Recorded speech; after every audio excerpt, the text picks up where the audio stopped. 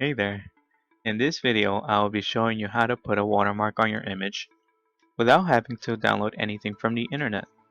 If you don't have a program like Photoshop, don't worry, we will be using this awesome website right here. If you would like to follow along with what I do in the video, feel free to download the images from the site I've linked below. Make sure to download those images as PNG files, as only those types of files support transparency. First, you're going to want to head to this website right here.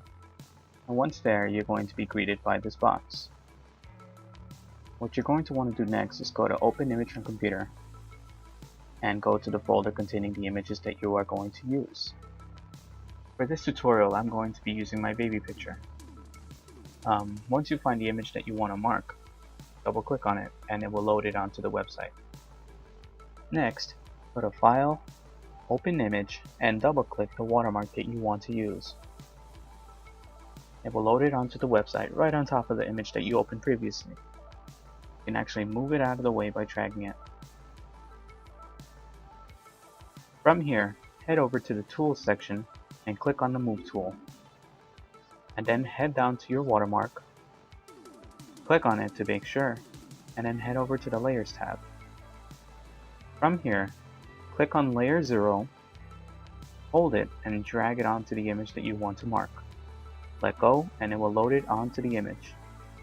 From here, you can start moving your watermark around the image. Notice that on the palette with the image that you are marking, you now have two layers here. Layer 0 copy is the watermark, and the background is the image itself. To make any changes to the watermark, we have to make sure that the layer containing the watermark is selected and highlighted. To change the size of the watermark, select the layer containing the watermark, then head to Edit, Free Transform, and a box will appear. Notice that there are points around the box. Clicking and dragging these points will change the size of the watermark. But notice how it becomes distorted very easily. Getting the image back to its original proportions is very difficult to do, unless you have great skill. So to fix that, click outside the box and then click Yes. We can actually go back in time and undo our previous change. Just head to Edit and Undo, or Ctrl Z if you know it already. Try again. Head to Edit, Free Transform, and while holding Shift, click on the corner and drag it out. Notice that it's very difficult to distort the image now, and that it's keeping its proportions as we're enlarging it. If your image goes outside the boundary, click inside the box and drag it around to reposition it. While in this mode, increasing the size will not make it lose its image quality, and reducing it does the same. Once you've chosen the size that you're comfortable with, you can either click outside the box and click Yes, or just press Enter. And there we go. To see what I meant earlier, let's undo to our original size. Going to Edit, Free Transform, we'll make it as small as we want, be as subtle as possible. There we go. Hit Enter, and now we have our size right here. But now I want to make it as big as possible so people can actually notice my logo. Okay, so I'm going to go to Edit, Free Transform, and then increase the size. Notice that now it's blurry.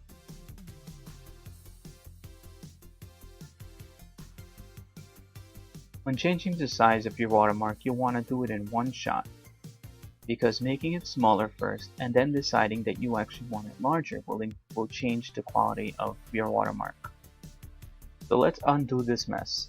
Ctrl Z, Z, Z, Z, Z, Z, and there we go. So once again, let's go to Edit, Free Transform, and while holding Shift, click a corner and drag it out. Notice that making it smaller first and then making it bigger while in this mode will not change the quality. Once set with the size, hit enter, and there we go. From here, we can choose to put a few effects on the watermark. To do that, head over to the Layers panel and click on the layer with the watermark. Then click the icon here, and from here, we have two options, opacity and mode. Clicking and dragging the slider for opacity will change the transparency of your watermark, whereas mode will change how the watermark layer interacts with the background layer. Let's try overlay, and notice that our watermark now sort of has the colors of the background. If I move it over my purple shirt, it's now sort of purple. I actually have another logo that I want to paste onto my baby picture right here. And if you have another image, go to File, Open Image, and then select the next watermark you want to use. In this case, I will be using the star. And the website will open a new palette containing the new watermark that you just imported. Like before, click on the layer containing the new watermark that you just imported and drag it over to the image that you want to mark. Let go, and now we have two watermarks on our image. Notice that our mark is now huge compared to the image that we want to be marking. Alright, to change that, we'll change the size like we did our original watermark. Head to Edit, Retransform, while holding Shift, click. Wait a minute. Oh, we're changing the wrong one. Oh, here's the problem. Make sure to click and highlight the layer that you want to be changing, remember. So let's try that again. With the right layer highlighted, go to Edit, Retransform, and then click oh, well, we can't reach a corner because it's a huge image. No worries. Click inside the box and drag it down to find the corner. And then while holding Shift, click and drag a corner to change the size proportionally. And then you can reposition it inside the image you want to mark. There we go. Once content with the size, hit enter or click outside the box and then click yes. But now I feel like this should be on the other side. So to do that, with the move tool selected, click and drag, no, it's not doing it. Oh, here's the problem. Remember, you have to select the layer with the watermark you want to change. In this case, since the star layer is highlighted, we are moving the star layer. Click on the bottom layer, and now we're moving this layer. I said layer so many times, I apologize. But yeah, now we have it in the position we want. Like before, we can choose to change the opacity of the star here. So click on the layer and then drag the slider. We can also choose a new mode. Let's try overlay again. And it looks a bit different than before. I am very happy with the image that we've made. So to save the image, go to File, Save, click OK, and it will bring up the folder containing the images that you imported. So from here you can change the name of your new picture, or if you want to replace the old one, just don't change the name and then hit save and then yes.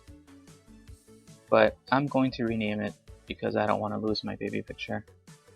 So adding a 1 will make it into a different file. And there we go.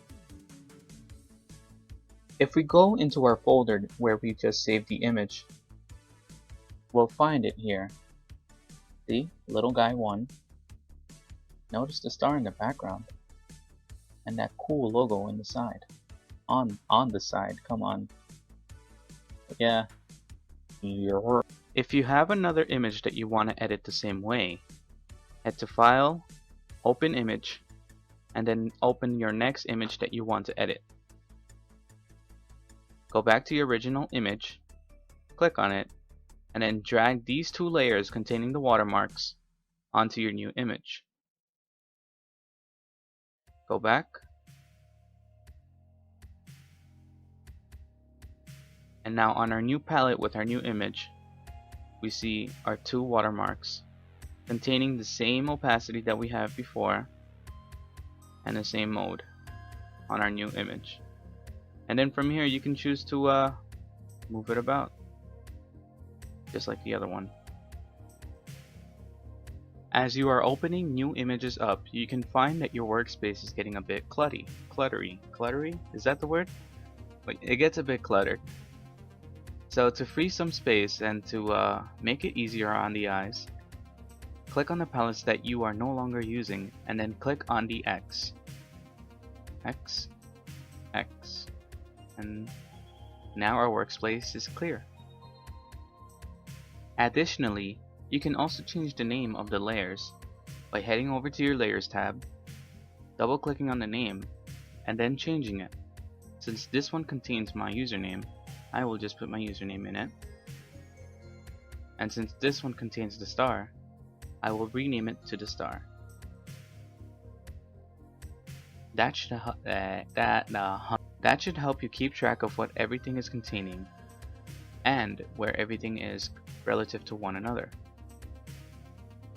If you would like to remove a layer from your image, say you want to remove this part of the mark, head over to the layer containing that mark and then click this checkbox to make it disappear. However, if you soon regret that decision, don't worry, just click on the checkbox again and it'll reappear. What you could also do to clear up your space here in the Layers tab is click on the trash can. And now our layer is gone. Now let's go over saving an image one more time. I'm very happy with what I have right here and I want to save it. First we go to File, Save, OK, and then from here you can change the name or keep it the same to replace your original image. Once decided, click Save and we're done. Once we're all done and everything, to close up shop, just close out all of your palettes by clicking on the X. And there we go. Right at the beginning again. If you made it to this part of the video, I want to thank you for sticking around and for not bailing out on me midway. I apologize if my voice is a bit monotone, and it's something that I'm currently trying to work on. But I sincerely hope that you've learned something from the video, and that you don't regret this time that you spent on it. Any skills you learn here, you can actually apply to Photoshop later on if you decide to download it. Of course, when you get it legally. But yeah, thank you again. And if you have any questions, at the moment my channel is kind of dead, so if you send me a message I will most likely see it. And I will do my best to get to you as soon as possible. So for the third time, thank you again, and I hope you have a nice day. So let's try that again. With the oh my god.